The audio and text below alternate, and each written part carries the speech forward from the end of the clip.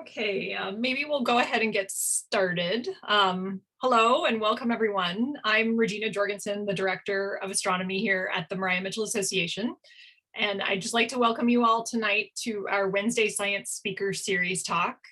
I'd like to start tonight by thanking our sponsors for tonight's event, which include Bank of America, Cape Air, the White Elephant, and Cisco Brewers. And I'll start off by reminding everybody that we'll be doing these science speaker talks every Wednesday at 7 p.m. throughout the summer here on Zoom. And you can register for the upcoming events on our webpage. And before we begin, I'll also just make a quick note on how we'll run tonight's program. I'd highly encourage you to ask questions. You should find the Q&A function somewhere, usually down at the bottom of your screen, which will allow you to type in a question. And we will hold all the questions for the end of the talk and take them at the end of the talk. It's my great pleasure tonight to introduce our speaker, Dr. Jj Hermes. He is an assistant professor in the Department of Astronomy at Boston University. His research is focused on high precision observations of the endpoints of stars, planets, and binary systems. He's a specialist on studies of white dwarf stars, the final evolutionary state for more than 97% of all the stars in our galaxy. In the past, he's used white dwarf stars as stable clocks, which are so interesting and diverse that they can test general relativity, reveal the presence of planets, and allow us to watch stellar evolution on human timescales. Before moving to Boston, he won a prestigious Hubble postdoctoral fellowship that he took to UNC Chapel Hill. Prior to that, JJ was a European Research Council postdoctoral fellow at the University of Warwick in Central England, and he completed his PhD at the University of Texas at Austin. He has also worked as a journalist, interestingly enough, serving as the editor-in-chief of the Daily Texan in 2007 and as a reporter for the Chronicle of Higher Education in Washington, D.C. And this summer, JJ is actually returning to the Maria Mitchell Association as an affiliated astronomer and acting as a research mentor to one of our current NSF REU interns. And we are very, very happy that he's been able to return this summer. And so again, I'll just say if you have any questions throughout the talk, please put them in the Q&A function and we'll take them at the end of the talk. And with that, I'd like to say thank you so much, JJ, for taking the time to be with us tonight and sharing a little bit about your research. And I'm really excited to hear your talk, and I'm very happy to have you here. All right. Well, thank you for the introduction, Regina, and thanks for the invitation to be a part of the program again.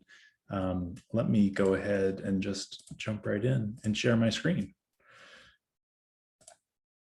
So, thank you all for joining us on this digital platform. It's weird to just be electrons on your screen right now, but I am coming to you from lovely Boston, Massachusetts right now, where it's like 65 degrees and sunny and it feels beautiful. I was just in Texas and Arizona last week, so it's nice to be back up in the Northeast. So I'm going to talk about the endpoints of planets, the endpoints of rocks around planets, and maybe even the endpoints of rocky planets like our Earth. And I want to motivate it by talking about what I have titled this talk, which are real life Death Stars, which are stars that are very efficient at ripping apart rocks. Any rocks that survive stellar evolution and end up around a white dwarf star. We see almost half of all white dwarfs are polluted with rocky debris from surviving planets and asteroids. And so I want to talk about what we can learn from those. So it's very exciting to talk about aliens and alien and rocks. But it's also really exciting to talk about exoplanets because we live in a very exciting time. Just 3 decades ago, the only planets we knew of are the ones in our own solar system. So the 8 planets in our solar system. And now we know of thousands of planets. So here is just a plot of the snapshot of different planets that we know of outside of our solar system. So on the y-axis is the radius of the planet. We determine that from planets that pass in front of their host star and cause brightness dips. And the orbital period of those planets, how often we see those eclipses recur. So we've gotten very good at finding these transiting planets. So we have this huge census of planets out there. And if we just take a step back, we found so many planets that we can run some statistics and say that from the Kepler mission, which was a NASA mission launched in 2009 that stared at hundreds of thousands of stars, so it found thousands of planets, Kepler showed us that on average, each of the roughly 200 billion stars in our galaxy, here's an artist's impression of our galaxy. We can't actually go out of our galaxy to take this lovely image. This is just an artist's rendering. But basically, every one of the 200 billion stars in our galaxy probably has at least one planet orbiting that star with an orbit 300 days or less. So we know now that planets are everywhere. Our Earth and the other planets in our solar system are probably not that unique. So that's just really, really exciting to think about, that we live in this era of knowing so much about planets outside of our solar system. But we really want to learn more about those planets. We really want to characterize those planets. And so, the first question that we might ask is, have we found aliens? I get this question a lot. I promise I'm not going to spend a lot of time talking about this, but just earlier this month, so on June 4th, this is the front page of the New York Times, and UFOs have been in the news a lot recently. There was a report by the Department of Defense talking about these weird aerial phenomena that some test pilots have seen and other Navy pilots. And there certainly are unidentified flying objects, at least according to our government. But the question is, are those aliens? And there's another force strong in the Boston area. His name is Avi Loeb. Maybe you've heard of him. He, until very recently, was the department chair of the Department of Astronomy at Harvard. And he's gotten a lot of press recently about talking about what really looks to be a rock from another star. So it came from outside of our solar system and it passed close to the sun a few years ago. He's very convinced that that is evidence of alien spacecraft. I would say 999 out of 1,000 astronomers think that that evidence is extremely thin, and that this is probably some sort of natural occurring phenomena.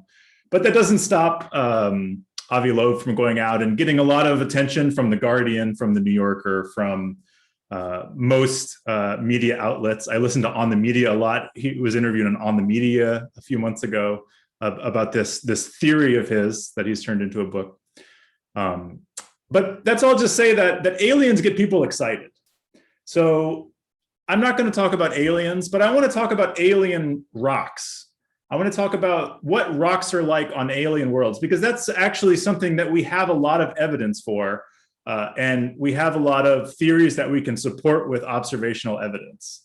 Whereas a lot of these other things, we don't have a lot of evidence for these, or at least evidence that we can base good theories off of. So let's talk about what are rocks like on alien worlds. When I say an alien world, what I mean is an extrasolar planet or a planet outside of our solar system. One of these worlds that we've been getting very good at finding as we build more dedicated space telescopes and just dedicated telescopes around the world to try to find these exoplanets. So I'm going to do that thing where I'm just going to get straight to the punchline, and I'm going to tell you that we have very good evidence that rocks orbiting other stars that would be the constituents of planets around those other stars, those rocks are just like the rocks we'd find here on Earth. And so if you just took all of the Earth and you tried to break it up into all of its different elements, it would mostly be composed of 4 elements. So it'd mostly be composed of oxygen, magnesium, silicon, and iron. And those 4 elements are the most common elements that we see in rocks around other worlds.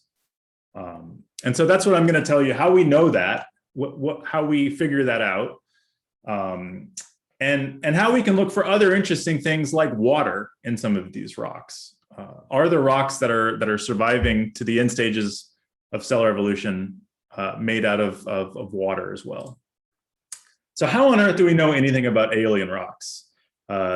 obviously I'm going to try to answer that question, but I want to motivate it. How do we know anything about that? And I want to remind you that as astronomers, we don't actually get to go explore and touch the things we study. We can't break things apart.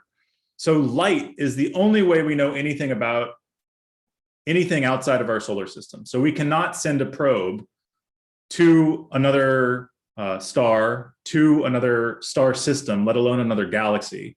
So we can only learn something about that system from the light that's coming from those systems. And so there's really two things that we need to establish so that we can understand how we know what alien worlds are actually composed of. So this is something that astronomers are really trying to get at, is how do we characterize exoplanets? And what I'm going to tell you now is one really, really powerful way that we can do that. So there's two things you need to know. One is that each atom has its own fingerprint in light. So if we took the periodic table of elements, each element, whether it's hydrogen, helium, lithium, beryllium, carbon, oxygen, iron, each element has its own fingerprint in light. The electrons in that atom all orbit at different energies, but they orbit at exact energies. There are always these discrete energy levels. And so that leaves a fingerprint in light for each atom. And so if you passed starlight or sunlight through a prism, you'd actually see little dark absorption features that correspond to wavelengths that are inherent to each element that's in the atmosphere of that star. All right. So this is exactly what spectroscopy is. This is a very powerful tool that astronomers use to try to figure out what is the chemical makeup of different stars. And so if you were to look at just hydrogen gas with your eye, you would only see a few transitions at very specific colors, at a very red color, kind of a light blue color, and then a couple darker blue colors. Hydrogen has these very characteristic transitions at very specific wavelengths. That's true for helium. Helium has transitions that only occur at very specific wavelengths. That's where the name comes from, helium. It was first seen in the sun, in the spectrum of the sun. These features, these dips at very specific wavelengths that correspond to helium atoms. I'm not going to go through all of the 100+ elements in the periodic table, but sodium is another really good example. So sodium, in visible wavelengths that your eyes can see, it has a very, very strong transition, kind of at a yellow orangish color. And so that's why if you go to old street lights, they glow in this yellowish orange color. They're usually sodium vapor that gets excited by electricity in those lamps, and that produces this glow. That's because sodium atoms have a very specific, strong transition at that yellowish orangish color. So when you see a yellowish orange street light, if it's not an LED light, that's coming from the sodium that's getting excited in there. So each element has its own fingerprint in light, and that's what spectroscopy is. So astronomers love to pass starlight through a prism. That prism breaks the colors of that star into its own constituent colors. And there are little dips that occur depending on what elements are in the atmosphere of that star. So this really, really strong feature in the sun is from calcium. So the sun has quite a bit of calcium in its atmosphere. And that creates that strong transition there. So that's the first thing you need to know, is that each atom has its own fingerprint in light. And the other thing you need to know is that very old stars are like blank canvases. That is, their atmospheres don't have much in them. And so when we see stuff in their atmospheres, usually that means that something is polluting it, something is being added. So let's take a step back and see what I mean by that. So I want to start by talking about the sun. And I want to actually, this may be something new to you, but comets crash into the sun all the time. So this is a movie from a space telescope that's dedicated to staring at the sun, called SOHO. And I'll replay it, but you notice there's a red circle around a comet that is actually plunging into the sun and getting so close that it's getting ripped apart. And you see this nice little outburst from that comet. So comets crash into the sun all the time, but each one contributes a minuscule amount to the sun's metals. So we would never notice a comet crashing into the sun. We do not notice comets crashing into other sun-like stars. We don't see their effects on the composition of other stars. And so I like to think about this like a trail in the woods. So you have no way of knowing the thousands or tens of thousands or millions of footprints that went along that trail over time. Whereas right after a fresh snowfall, you can follow that trail. This is the analog of a star like the sun, where when comets or asteroids or anything fall onto the sun, we really lose any evidence of that very quickly. But stars at the end stages of their life, white dwarfs, act like a blank canvas, act like freshly laid snow. And so when something falls onto that star, we can actually see it in the act. And so I want to try to back up and explore what I mean by that. So I think the first thing I need to do is explain what a white dwarf star is, because they're pretty critical to the story here. I love white dwarfs. I spend a lot of time thinking about them, studying them. And they're the end stages of basically all stars in our galaxy. So the most massive stars blow up as supernovae, but that's a very, very small fraction, maybe a few percent of all stars in our galaxy. Most stars, including our sun, will run out of fuel in their cores. That'll cause them to puff out as their cores get even more contract and burn even hotter. And then they eventually lose all those outer layers, and what's left over is just the core of the star. So basically, in about 6 billion years, all of the outer layers of the sun will get lost. And the only thing that'll be left over is the core, the really, really dense core of that star. So that's exactly what a white dwarf is. They are stars that have run out of nuclear fuel in their core. They've lost all their outer envelopes. And so they're really, really dense objects. And so this is a beautiful image of what we call a planetary nebula. And at the heart of that planetary nebula, you might notice a blue dot. That is the core of the star that is lighting up all of the gas that's been lost from that star. And eventually, all of that gas and dust will disperse. And all that will be left over is that really hot stellar remnant, is that really hot, dense core of the star. And that's what a white dwarf is. And so they are the destiny of most of the stars in our galaxy. What makes them really special is they're really, really dense. So if you were to plot the sun and the Earth and a white dwarf all on the same scale, the Earth is about 100 times smaller in radius than the sun. A white dwarf is about the same radius as the Earth. But a white dwarf has about 60% of the mass of the sun, whereas the Earth only has about 0.0003% of the mass of the sun. So the Earth is about 330,000 times less massive than the sun, whereas a white dwarf is about the same mass as the sun. So that should give you some scale of the density here. White dwarfs are extremely dense. So their gravity at their surface is really, really strong. If you took a teaspoon of white dwarf, it would weigh more than a sedan. These are really, really dense objects in space. They have really, really strong gravities at their surface. And so what that means is all of the heavy elements sink out of their atmosphere. And so when you see a white dwarf in space, and I say you, I'm kind of speaking royally because we can't see white dwarfs with our unaided eye. We have to use telescopes because they're so small, they're so faint. Even the closest white dwarf to us, around Sirius, is way too faint for your eye to see.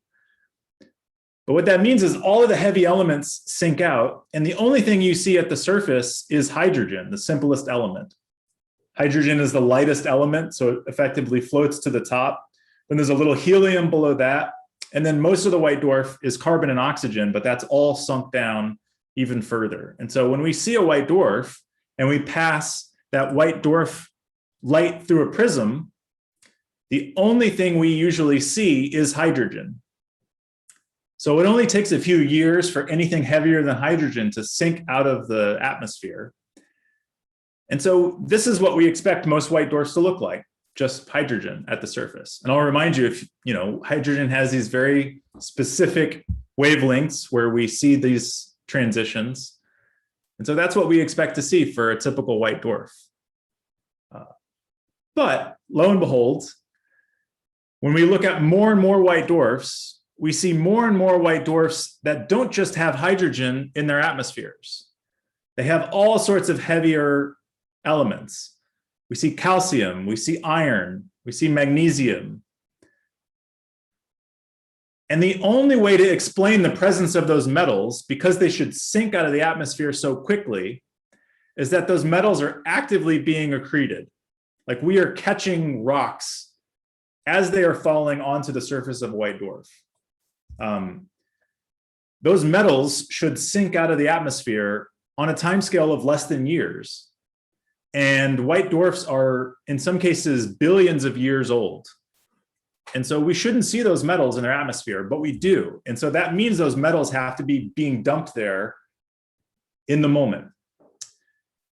And so what that means is all the metals that we see in the atmosphere of a white dwarf are representative of the rocks, of any rocky material that's actually falling onto that star. And so this is a really powerful diagnostic. It's a really powerful way to actually probe what those rocks are made out of. And so that's exactly what astronomers have been doing for the last 2 decades. So this is not that old of a field, but all of these pieces have started to pull together. And so this is one of the most powerful tools astronomers have. These are the twin 10-meter Keck telescopes on Mauna Kea in Hawaii. And really seminal work that's been led by Si Shu, who did her PhD at UCLA. A lot of her work and a lot of work by a lot of other astronomers. I show here a plot from Jay Farihi. There are a lot of people that have been doing this work.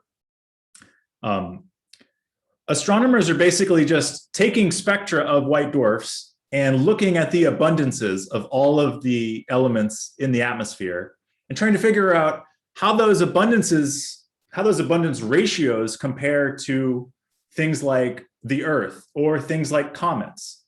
So we know what Halley's Comet is mostly composed of. It's mostly oxygen and carbon, and then a little bit of iron and silicon and magnesium. And again, if you were to just take a big chunk of Earth, our planet, our home planet, you'd mostly find oxygen, magnesium, silicon, and iron. And so all of these colors are what are represented in these pie graphs of all of these different rocks that are falling on different white dwarfs. That is, we've looked at 10 different white dwarfs, and we've looked at the abundances of the metals that we see in the spectra. And these pie charts basically show what percent, what is the ratio of how much oxygen to magnesium to silicon and iron those rocks have that are falling onto those white dwarfs. Because all of the metals we see are coming from the rocks and not from the white dwarf. So there's a little bit of diversity. This is just like different meteorites in our solar system. Some of the meteorites in our solar system are really iron rich. And so some of the rocks that seem to be falling on white dwarfs are very iron rich. Some of those rocks really do look almost identical to Earth in their abundance ratios. So where you see a lot of iron and oxygen, some cases, yeah, you see lots of iron and so on. And so this is really, really powerful now. We can just get a spectrum. Now, it's not trivial to get time on like a 10-meter class telescope, but because white dwarfs are faint, we need really big telescopes to do this. But we're trying to grow the sample and get more and more white dwarfs where we can actually measure what are the abundances of the rocks that are falling onto those white dwarfs. How diverse are those abundances? And can we infer anything interesting from those rocks?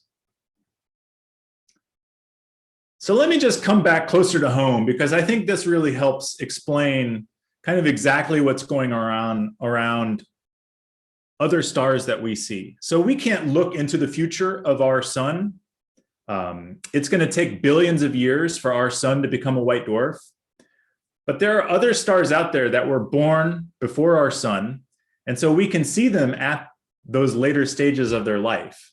And so if you imagine what our solar system will look like in a few billion years, you can start to think about what are the rocks, what are the planets that are going to survive to those end stages and eventually pollute the white dwarfs that we see. So here's where we are now in the life cycle of our sun. We're about 4.5 billion years into the history of our sun.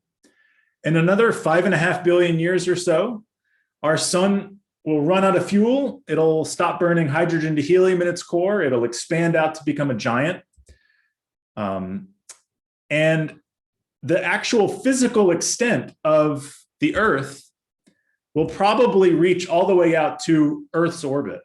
So our sun will become huge when it's a giant, and it'll eventually lose all of its outer layers. We know that Jupiter will almost certainly survive this phase. It's very likely that Mars will survive this phase. And then in another 7 or 8 billion years from now, all that will be left over of our sun will be a white dwarf. We'll still have an asteroid belt. We'll still have a Kuiper belt and comets and asteroids far out in our solar system. And all the planets will have expanded a little bit because the sun will have lost mass. And those orbits could get destabilized and scatter in and pollute that white dwarf. And so that's really the picture of what we think is happening here. So if you took a solar system, and there's likely billions of solar systems in our galaxy, solar system being a system of planets around a star other than our sun. As that host star evolves, those planets may expand. Some of those planets may actually collide with each other. Their orbits are all going to get destabilized. And then those ancient solar systems will have leftover debris. Our asteroid belt and our solar system is all leftover debris from planet formation at the beginning of the formation of our solar system. It's very likely that other solar systems have a lot of that debris. And all that debris may eventually get scattered into the white dwarf, get ripped apart. This is the real life Death Star part. If those rocks get too close to the sun, they'll get ripped apart, just like the moon around Saturn that got ripped apart to create Saturn's rings. And then that material, that debris, will eventually fall onto the white dwarf and pollute it. And we can see it spectroscopically. And so this is very likely the future end state of stars like our sun. And we are catching lots of stars in the act of doing this right now. So I've talked a little bit about the bulk abundances of some of these alien worlds, some of these rocky extrasolar planetary systems. We talked a little bit about all the different elements that we can detect, but I think it's also fun to think about water and how we can actually use these observations to say something about how much water could exist in some of these rocky worlds and alien planets. And so I'm going to take us back to this pie chart. And again, here's what the Earth looks like, where if you just took a random chunk of Earth, it would mostly be composed of oxygen, magnesium, silicon, and iron. If you took a random chunk of Halley's Comet or a different comet, it would be almost 2/3 oxygen and carbon. And so, these are what some of these pie charts look like of some of these different rocks falling on white dwarfs. But I just want to hone in on one specific object here. And I want to actually think about what rocks are. Rocks are mostly iron oxides. So rocks, if you dig into sand, you're looking at silicon dioxide. It's not just silicon. It's usually silicon paired with oxygen. It's usually aluminum oxide. It's usually aluminum paired with oxygen. So these are molecules that make up rocks. So they're not just individual elements. They're usually these rocky molecules. So the other kind of molecules you can think of that exist on the Earth, or especially a comet, are volatiles like carbon dioxide or water. And let's hone in on just one of these objects here and think about all the iron, all the silicon, all the magnesium, and all the oxygen. It's very likely that all of the iron, silicon, and magnesium comes as oxides: magnesium oxide, aluminum oxide, silicon oxide, and so on. And so we have an expected amount of oxygen we would expect to see in that rock. And in some of these white dwarfs, we see so much oxygen, we see kind of like an excess in the amount of oxygen that we would expect if all of the molecules, all of the elements in that rock came from rocks, came from oxides. And so we can speculate that if we see an excess of oxygen, that is very likely coming from H2O, coming from water. And so in this case, there is a very specific line of evidence that the parent body, like the rock that's falling onto that white dwarf, was originally composed of something like 25 to 40% water by mass. That is, about a quarter of all of the mass of that rock was water. This is a very, very water-rich rock. It's really, really exciting to think about constraining how much water exists on worlds outside of our solar system. This is a very direct way we can talk about how many volatiles like CO2 and H2O exist on rocks outside of our solar system. So it is not uncommon for rocks outside of our solar system to be quite water rich. This is much more water rich than Earth. Earth has a very, very small amount of water by mass. It's like less than 1%. So this is probably more like a comet. But comets tend to have lots of CO2, lots of dry ice, CO2 ice. And most of the white dwarfs we see don't show a lot of carbon. And so we think most of this excess oxygen is coming from actually H2O, from water. This is really, really cool. We can kind of add to the inference. We can add up all of the magnesium, aluminum, and silicon oxide and calcium oxide that we'd expect in this white dwarf.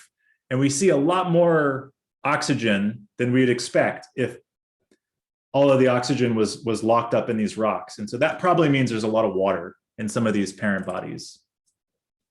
I love working and talking about some of these polluted white dwarfs because there's usually really great artist impressions by this one British artist, Mark Garlick, who does great imagery to show what some of these rocks around white dwarfs may look like.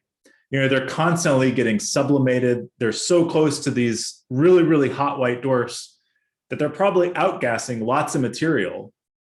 And in some cases, they're probably getting disintegrated in real time. And I want to finish talking about some exciting work that I've been working on with a couple of students at the University of Texas at Austin, trying to find actual transits from the clouds of debris of rocks that are getting ripped apart in real time around white dwarfs. So this was first discovered in 2015 by another astronomer, Andrew Vanderberg, who saw periodic dips of a white dwarf that weren't very, very short dips. These were relatively long dips that had little tails to them. So this data is a little bit ratty, but it sort of shows that instead of a nice, clean, symmetric dimming, which you'd expect from some sort of spherical, rocky, intact body, there's this really long, extended tail here. So this is the relative brightness. If the star weren't being occulted, if it weren't dimming, it would just lie along this line. But you see it's getting up to 50% dimmer. And it's got these really extended shapes. And we think that's almost certainly because there's some asteroid that's actively disintegrating around that white dwarf. These events recur every 4.5 hours. So it's happening on a very, very short timescale around that star. That's right up to the limit of where we would expect a rock to be able to survive around a white dwarf. So it's probably right up to the limit where it's getting ripped apart by the tides from that white dwarf. And so this was first discovered in 2015 with the Kepler Space Telescope. But there was only one system found by Kepler and the subsequent K2 mission. And so we've been looking through other surveys, including the Zwicky Transient Facility, which is looking for supernova and other things that go bump in the night. And we found a couple other examples of white dwarfs that periodically get dimmer. And they probably are getting periodically dimmer because they're getting occulted by big clouds of some asteroid or even in some minor planet, or maybe even like a moon of a planet that got too close to this remnant white dwarf, got ripped apart, and is created a cloud of gas and dust that's passing in front of the white dwarf periodically. So this is the second such system we found. It was published by Zach Vanderbosch from UT Austin, who should be finishing his PhD at UT this summer and going off to a postdoc at Caltech in the fall. But he's seen these really deep dips. So if the star weren't changing in brightness, it would basically follow along this line. But you see every 100 days or so, there are these very long extended dips where some clouded debris is passing in front of that host white dwarf. And we've started to pass this white dwarf starlight through prisms to get spectroscopy. And so here is the strongest line of calcium. And there's a lot of calcium. That line actually looks like it's getting deeper when we take spectra, when the star is getting dimmer because this cloud of debris is passing in front of the white dwarf. So we're actually seeing evidence that this clouded debris is metal rich. And eventually these metals are going to work their way onto the surface of the star, and we'll see them as pollution. So this is a really great way to try to find more of these systems that we can look at with spectroscopy to try to characterize some of the rocks that are getting ripped apart around these retired stars. A former undergrad at UT Austin, Joseph Gridger, who will be joining BU as a graduate student in the fall, has found at least 7 more examples of white dwarfs that show this periodic dimming behavior because rocks, asteroids, some other kind of rocky material is getting ripped apart and creating these big clouds of debris. So this is just an example of a couple of different light curves of some of these systems. These are really long timescale transits on the left, where these are recurring every few hundred days or so. And on the right, these dips are recurring every few hours or so. So these span like a really, really wide range of orbital periods. The longer period orbits are probably very, very fresh in the disruption process. But this is a really fresh field. This data has only been public for a few months now. And so this is really where things are getting exciting, where we're finding more and more of these systems where rocks are getting ripped apart around retired stars. So this is exactly what Joseph and I hope to use this 1.8 meter telescope that BU now operates in Arizona. This is a photo I took last week. I was actually there using this 1.8 meter Perkins telescope. It is actually completely closed off right now. There are a lot of wildfires in the Flagstaff area. You can kind of see a little bit of haze at sunset here last week. So it was starting to get bad last week, but they've actually closed the forest indefinitely. And so a colleague of mine can't even get to the telescope right now because the Park Service has closed it off because it's so hot and dry in Arizona right now. So hopefully things get a little bit better there with monsoon season. But anyway, that's exactly what we're after, is to try to find more of these systems that are asteroids ripped apart and blocking off light from their host white dwarfs. Okay, so I've covered a lot. I just kind of want to come back to this conclusion here, and that is simply by observing metals in white dwarfs. So passing starlight from the white dwarf through a prism, performing spectroscopy, we can actually directly constrain the composition of rocks around alien planets. And the bottom line is that those rocks look just like rocks in our solar system. So they're mostly composed of iron, oxygen, silicon, and magnesium. Some of them have water. A lot of them look just like bulk Earth.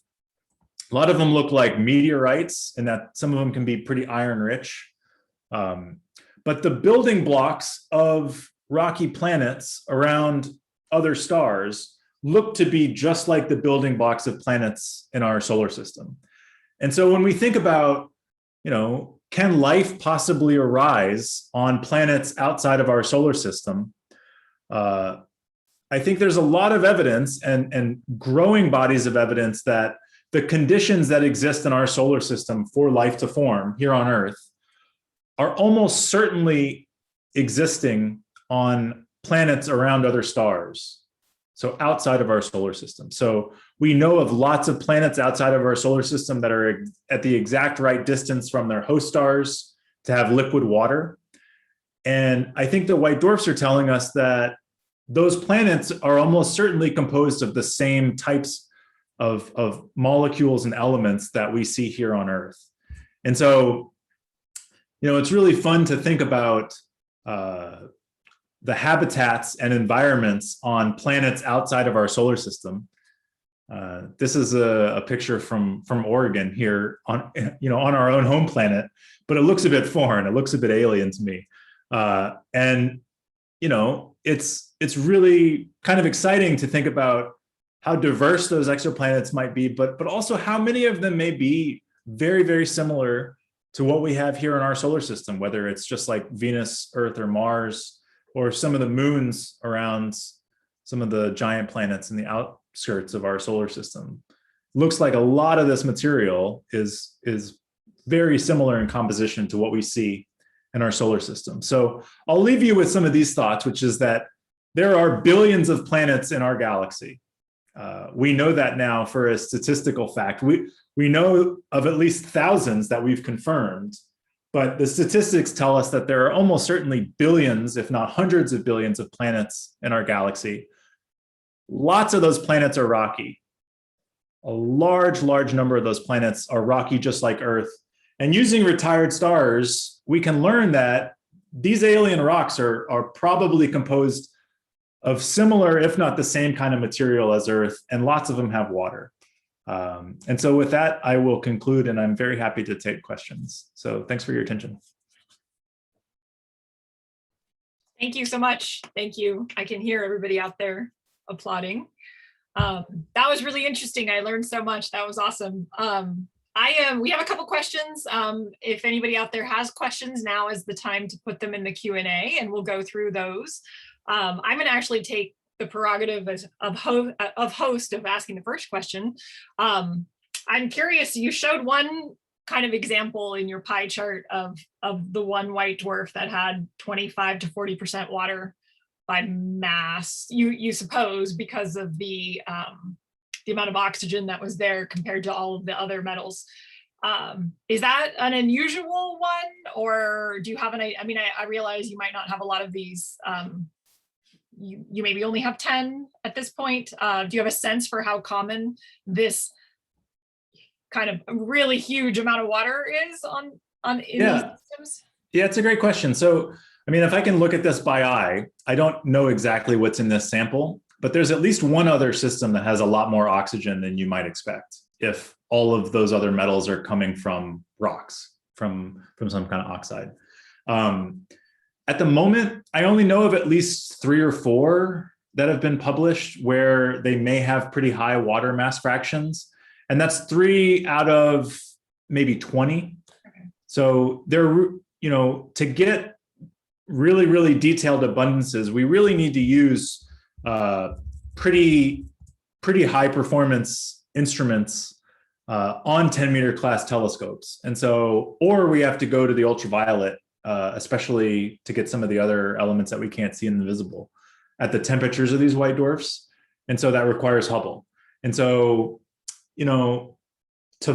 there are probably only about 24 white dwarfs where we have good enough observations to do really, really detailed abundances to try to get at what is the full census of metals that we can possibly see. And so, yeah, 3 out of 20 is probably a relatively decent number for those that have pretty high mass fractions, water mass fractions. Okay, that's very impressive still.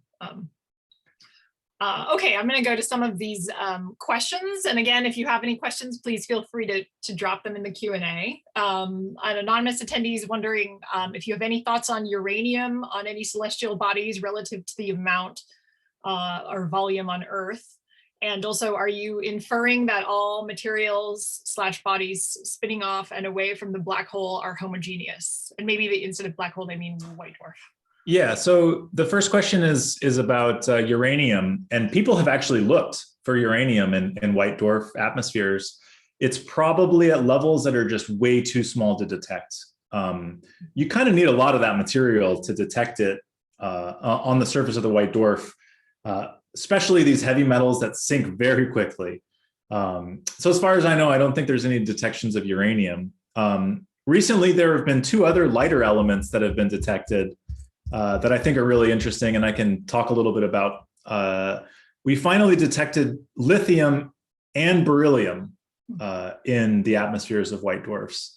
Those are 2 of the 4 lightest elements, and so they're probably also pretty abundant in the universe. But neither are really created in stars, and so there really isn't a ton of lithium and beryllium out there. The second question is, do we assume that these rocks have like a uniform composition? And generally speaking, yes, but there are interesting studies where people are looking at different isotopes of these elements and also different element to element abundance ratios to try to say something about, do we see evidence for plate tectonics in some of these rocks? Do we see evidence for differentiated crusts versus, like liquid metal cores like we have here on Earth? And in fact, there was recently a claim from some of this lithium that was finally detected that maybe there's so much lithium that we see so much because we're actually seeing some ripped off fragment of the crust of a planet, like a large rocky planet like Earth. So that was a paper that just came out in Nature Astronomy a few months ago. So pretty provocative. I won't say most people in the field completely buy that idea, but it's still provocative and interesting. Great. Let's see, David is sending greetings from Southern California and thanks you for a great presentation. It has a couple questions. Number 1 has to do with type 1a supernovae. So I'm gonna skip that one since that's a little bit off topic. Number 2, well, we can maybe come back to that if we have time. Number 2 is approximately how many white dwarfs are within 100 light years of Earth? Oh, and type 1a supernova excluded, what is the most distant known white dwarf in the Milky Way? Oh, man, it's like testing my memory here. So the closest white dwarf to Earth is around Sirius, and I think that's still 8 light years or 9 light years away, and that's the closest. Okay. Within about 100 light years, we really only know of a few hundred white dwarfs, and we think that sample is complete. That is, we think we basically know of all of the white dwarfs within about 100 light years. And that's mostly thanks to the Gaia mission, which is making this big 3D map of more than 1 billion stars in our sky. And we should be pretty complete for all of the stellar remnants within about 100 light years. And then the third question is, are the central stars of Planetary Nebula considered white dwarfs, or does the nebula dissipate before the star reaches that official classification? Yeah, I mean, it's a good question. So this is a planetary nebula. It was called a planetary nebula because decades ago, when astronomers didn't really have good tools, it looked like a smudge, and planets are resolvable in our solar system. And so Maybe they were drunk. I don't know. It looked smudgy, and so they said Planetary Nebula. It has nothing to do with planets, actually. It is a dying star like the sun. And then that really, really hot core, or in Planetary Nebula, at the center of those Planetary Nebula, all of those outer layers are getting shed. And so you are seeing the core at its hottest. And so the cores of Planetary Nebula can be up to 200,000 degrees. So there's some of the hottest stars in the galaxy.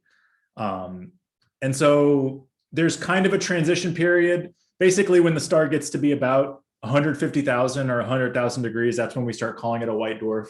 But it's kind of a fuzzy boundary. They're all white dwarfs to me. I mean, it doesn't change whether we call Pluto a planet or not. Doesn't change the fact that it's a rock in orbit around the sun. It's still going to be a white dwarf. It's still going to be this hunking ember of plasma. And so yeah. And I'll just put in here by chance, our science speaker talk from 2 weeks ago was Dr. Rodolfo Montes, who talked for an entire hour about Planetary Nebula. So if you want to check out a whole talk just about Planetary Nebula, I'd encourage you to go watch that one on our YouTube channel. Let's see. So the next question is from Maya, and she's wondering what happens eventually to the white dwarfs. Do they just exist forever? Yep. Does the life expectancy depend on what kinds of rocks have hit them? Yeah, so the rocks that hit them probably shouldn't affect the life expectancy very much. But our sun, white dwarfs, they are just destined to cool off forever. And so this is kind of a good timeline of the present and future of our sun. And as a white dwarf cools, it's just like a cup of coffee. It's just like a coal ember from a fire. It'll glow red hot for a little while, but eventually it'll cool and it'll acclimate to its surroundings. A white dwarf wants to acclimate with, the cold emptiness of space, but it has so much stored residual heat that it will just continue to cool slower and slower. And so the oldest white dwarf, which is which was born at the beginning of our galaxy, still is about 2,500 or 3,000 degrees. Our sun is about 6,000 degrees. So it's really only about half as cool as our sun. And so over time, white dwarfs will just get cooler and cooler. If they sat there and cooled for 100 billion years or 1 trillion years, they'd get down to a few hundred degrees, but they'd still have heat. They'd still have residual heat. And so, eventually they're destined to get cooler and cooler, but they just take longer and longer to get cooler and cooler. It's really cool to think about. I'm sure there's good sci-fi about. Sort of probably like California right now. Which I happen to know is where Maya is calling from. So the next question is from Joel. Joel's wondering if there's any evidence of carbon and if you're looking for that. Yeah, so we're very interested to look for carbon, not just because we can say something about, are there lots of comets that are falling onto white dwarfs? But there was a theory a few years ago, about 15 or 20 years ago, we thought we had evidence for carbon-rich planets orbiting other stars. So carbon-rich exoplanets, that is, their chemistry had much more carbon than oxygen, which is the opposite of what's true for the chemistry in our solar system. And that has big implications for how planets form, what the bulk composition of those planets are, how the radius and mass of those planets change. Sometimes we can only measure the radius of an exoplanet and we want to know its mass. Sometimes we only know its mass and we want to know its radius. And so we have to use these relationships. And if there are lots of planets out there that are very carbon rich, then we'd have to use different models. We'd have to account for that. And so far, out of the 17 or 20 white dwarfs where we've been able to put good constraints on how much carbon to oxygen they have, none of them are carbon rich. And so that tells us that most planet models are probably similar to the planets in our solar system. If we want to extrapolate some planet's mass from its radius, using traditional models should be good. We don't have to invoke anything exotic. Okay, great. Let's see, the next question is from the astronomy interns, and they're wondering, can you explain more how you know that the metals in the spectra from white dwarfs are coming from pollution from rocks and not from the white dwarf itself? Since white dwarfs are dead stars that have had time to fuse elements, don't they have their own metals, not just hydrogen at that point? Yeah, exactly. So white dwarfs definitely have other metals. They're mostly carbon and oxygen. They're like 99.9+% carbon and oxygen. They're the remnants of the hydrogen to helium and then helium to carbon and oxygen fusion. So there are tons of heavy metals in white dwarfs. But the thing is, most of those metals sink out of the atmosphere. The atmosphere is a very, very, very thin layer. This is showing you how thick the hydrogen layer is, which is, the thickness of the atmosphere on Earth. The depth that we see into that atmosphere is super thin. I mean, we're talking like less than a kilometer out of the 8,500 kilometers of the total white dwarf. And so really all of those heavy elements should sink out on a very short time scale. So for basically every element heavier than hydrogen, they settle out of the atmosphere on a time scale less than years. Actually, for most of these temperatures, it's like a few days, these metals sink out of the atmosphere. And so what we just see at the surface, which is what we see when we take a spectrum of that white dwarf, should be just hydrogen. And if there's no hydrogen, then it should be just helium. But that's certainly not what we see. We see lots of these heavier elements. Now, another interesting thing is as you go hotter, maybe you've heard of light sails. Radiation pressure can actually, push things, can apply a force. And so some of these heavy elements can be supported by radiation pressure. I don't know why I just raised the roof. That's pretty dorky. But for white dwarfs that are hotter than about 25,000 degrees, a lot of these elements can be supported by just the radiation pressure. But all of these studies have tried to take that into account, and they're really only talking about white dwarfs where the radiation pressure shouldn't matter. And then once you go cool enough, there can be convection that can stir up the elements and bring them back to the surface. But again, we try to pick white dwarfs that are hotter than where we expect that convection to kick in. And so there's this nice sweet spot where we shouldn't see any metals, but we do. And that's really where it gets interesting. Great. There's another question from the interns, which is if you sometimes see excess oxygen, and this suggests that the rock had a lot of water, do you ever see excess of other elements, and would those suggest anything special about the rocks? The short answer is I don't know. Probably, but I'm not expert enough to answer that question with much confidence. We certainly do see overabundances of iron, especially compared to some of the other elements. But there's a little bit of diversity in some of what the bulk composition of these rocks are. But yeah, I think there are lots of people who are actually trying to model some of these subtleties, but yeah. Awesome. We have one more question. If anybody has any other questions, feel free to put them in. We'll just take a final couple of minutes here. That David is clarifying understanding, says, since hydrogen is the main photosphere component of white dwarfs, we have to look at excess oxygen to infer H2O abundance, since water is separated into its components once or before it reaches the white dwarf surface, correct? Correct? That's the exactly, question. Yes. There is no direct method for knowing how much H2O is falling on the white dwarf.